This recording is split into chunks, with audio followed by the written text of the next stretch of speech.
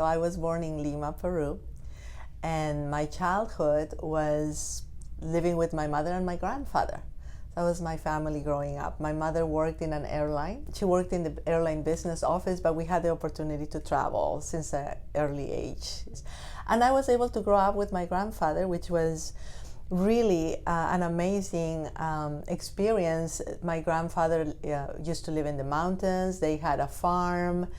They grew animals and vegetables, and he danced Peruvian music, which is called huayno, and all the classical Peruvian music, Peruvian literature. He was the pillar of why I learned all of that in my childhood. I was born in Lima, and I was raised in Lima until I moved to the United States at age 18. We never really thought about leaving, but in the 80s, the situation in Peru was very difficult. There was a lot of political turmoil and instability, lack of security. There was a lot of violence. It was a difficult time for Peru. So my mom, working in an airline, had the opportunity to move to Miami and transfer. So we were able to move to Florida, and then I continued my studies at University of Miami.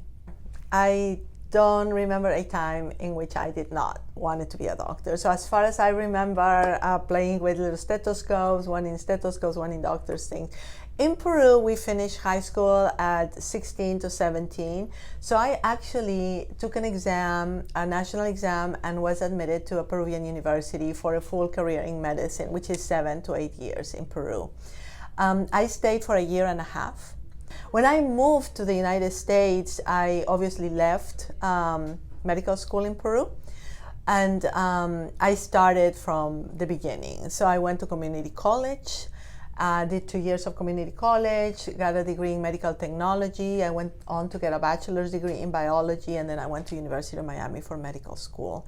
I am a strong advocate to promote, to help, to incentivize and be a good role model for Spanish-speaking Latin American graduates or Spanish-speaking residents or medical students, because a lot of times when we start, we do not know of all the opportunities there are. When I started, I knew I wanted to be a doctor.